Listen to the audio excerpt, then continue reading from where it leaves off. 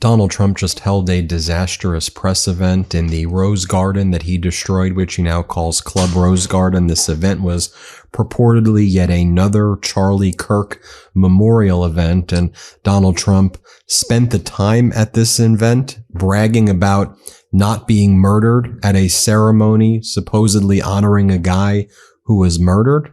Play this clip. Law enforcement fired sniper rifles at ICE agents and me.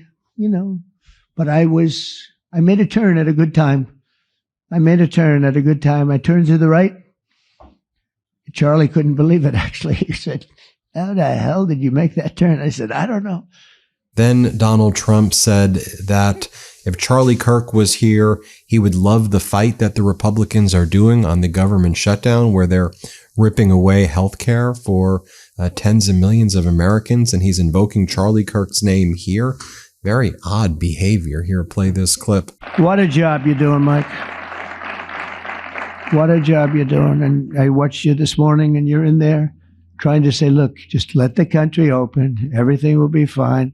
We're dealing with some radical left lunatics.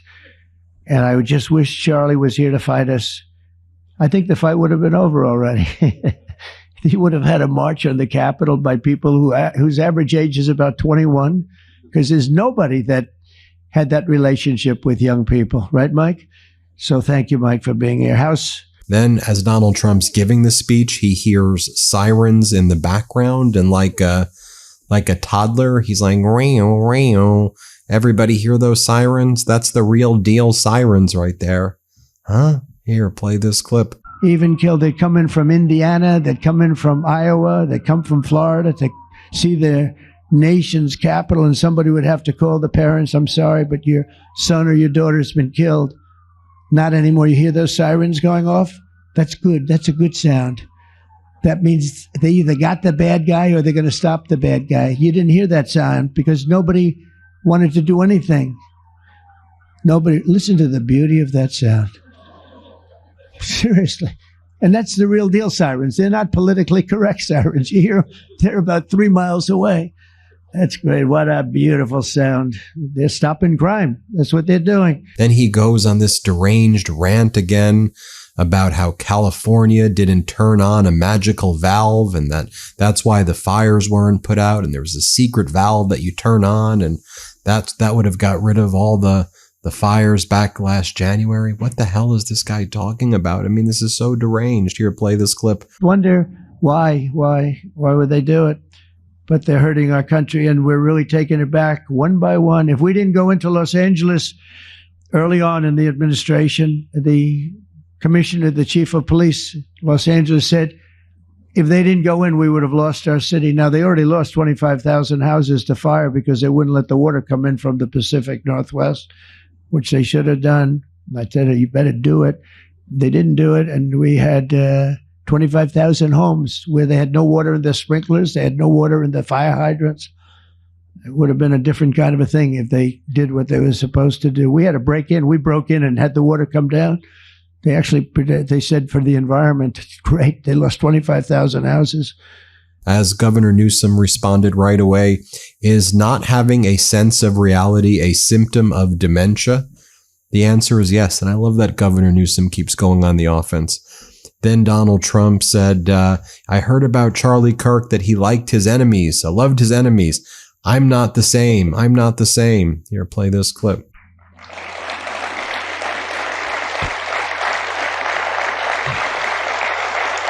Five weeks ago, our nation was robbed of this extraordinary champion. He was a champion in every way. I got to know him so well. He didn't like losing. And he was able to fight people that were enemies. And he didn't necessarily love those enemies so much. You know, I heard he loved his enemies. And I said, wait a minute, is that the same Charlie that I know? I'm not sure, but I didn't want to get into it. Then again, at this another memorial ceremony for Charlie Kirk, Donald Trump says that we're a country with almost $18 trillion of investments coming in now. No, we don't. That's not happening. There's not $18 trillion of investments. Literally everything he says here is just a complete fraud. Here, play this clip. But I would not have missed this moment for anything in the world. Nothing. And it's a very important time for our country, and our country is doing so well. It's never done better. We are a country with almost now $18 trillion of investment coming in. Nobody's ever seen anything like that. Previous administration had less than $1 trillion for 4 years. We have more than 18, it'll be much more than 20 by the time the year, more than $20 trillion. There's never been a country in the world that had anything like that. Then he talks about J.D. Vance going on ABC, and he refers to George Stephanopoulos as Slopadopoulos. Again, this is what you're doing in the memorial? Huh? Here, play this clip. Thanks as well to Vice President J.D. Vance, who's been fantastic. J.D., thank you very much. Great. Doing a great job. Did a great job on Sunday with George Slopadopoulos. I thought put him away pretty good. Second. And by the way, I'm not even sure you could have gotten worse than the previous memorial in the Arizona football stadium, but this is pretty bad. Donald Trump then says he's not going to make it to heaven. Here, play this clip. His final moments, Charlie testified to the greatness of America and to the glory of our Savior, with whom he now rests in heaven. And he's going to make heaven. I said, I'm not sure I can make it, but he's going to make it. He's there. He's looking down on us right now. It's so incredible. Look at this, how this turned out. This was supposed to be so dark and cloudy. Not dark and cloudy, is it? Look at that, how beautiful that is. There's no artist that can capture it as beautiful as it is today. Wow. Then Donald Trump says that Mike Johnson is a member of his cabinet. Here, play this clip. Thank you very much. Many members of my cabinet are here. Just about all of them are here. I won't go into every single one of them, but I'll announce a few of the people that have really turned this country around and helped me. Incredible people.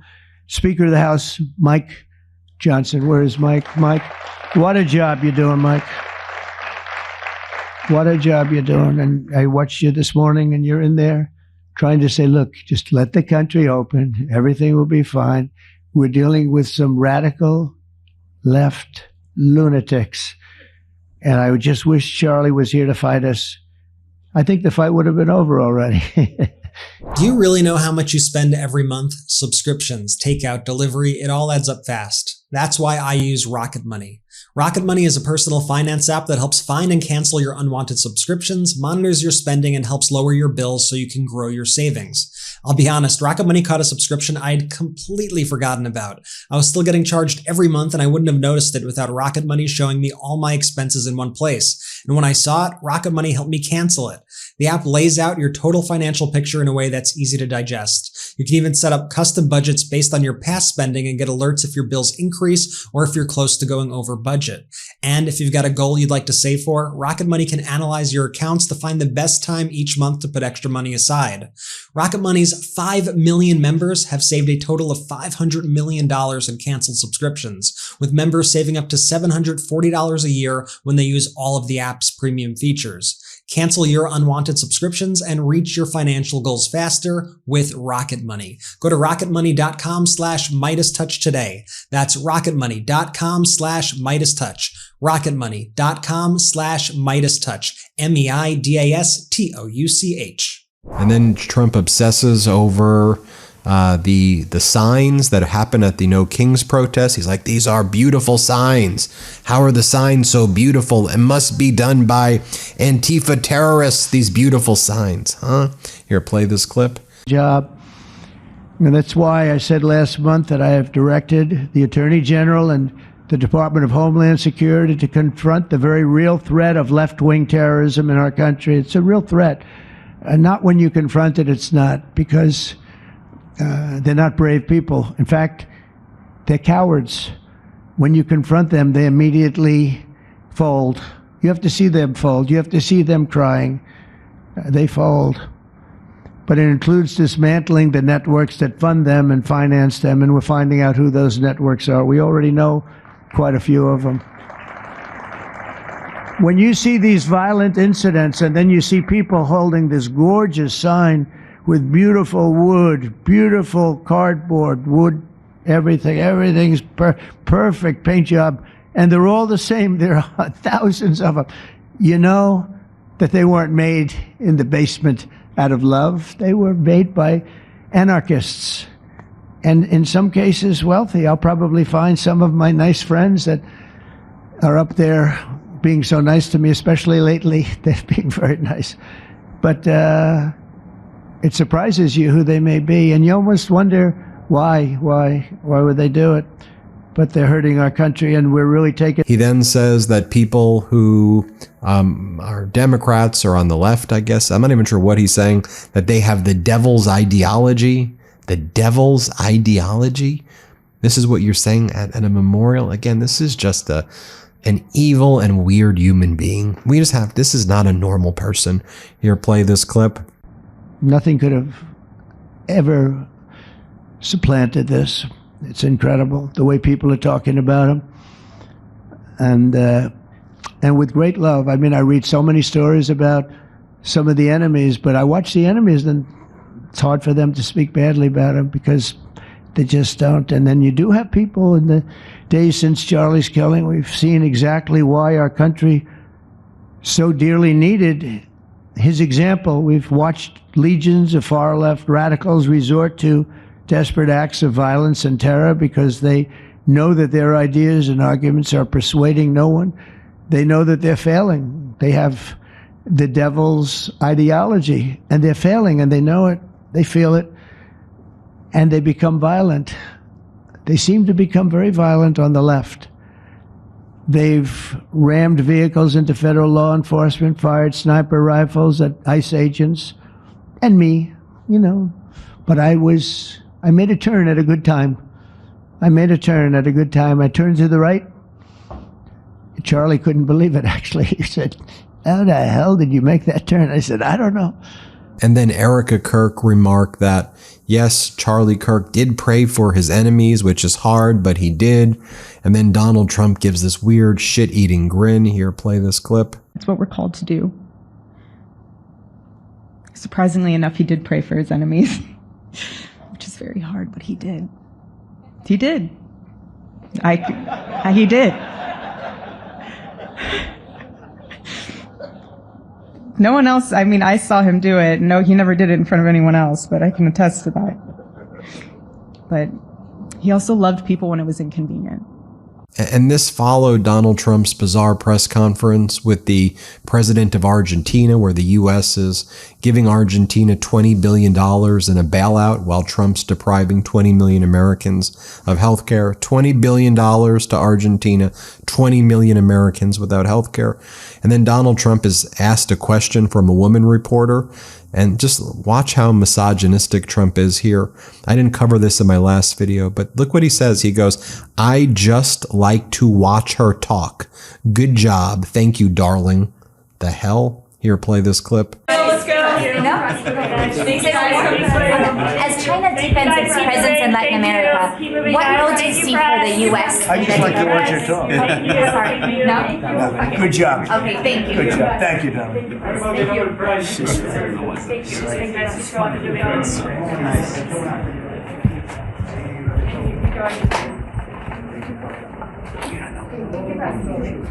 And then, as Donald Trump was flying into D.C., he referred to Caroline Leavitt's lips as like, he loved her lips. She's got machine gun lips. What? Here, play this clip. And I never failed in working it out like immediately. Is that right? How's Caroline doing? Is she doing good? Should Caroline be replaced? No. That's up to you, sir. It'll never happen. Nobody wants to. I said she does a great job. Do you want to elaborate on the country? And those lips, they look like a machine gun, right? Do you want to elaborate on the... And then finally, Trump talked about how he would look better at a beach with his shirt off than Biden. And this is what Trump's talking about in front of the president of Argentina. Play this clip. Would you like to visit Argentina soon? There is an invitation for that. What does that mean? Do you like to visit Argentina soon? I do. I would love to. I'm just a little busy. I would love to.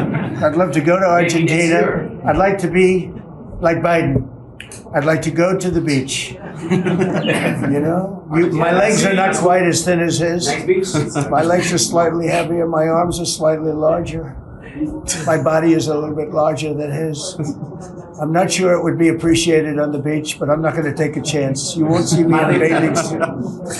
You won't see in a bathing suit sitting on a beach in Argentina, falling down, not being able to lift a 3-ounce chair, meant for old people to lift, and he couldn't lift it, so we had a problem. He spent too much time on a beach. Somebody told... Folks, this is someone who is deranged, unwell, sick in the head, dangerous, disgusting, vile. You fill in the words, but I just showed it to you. Hit subscribe. Let's get to 6 million. Thanks for watching. Love this video? Support independent media and unlock exclusive content, ad-free videos, and custom emojis by becoming a paid member of our YouTube channel today. You can also gift memberships to others. Let's keep growing together.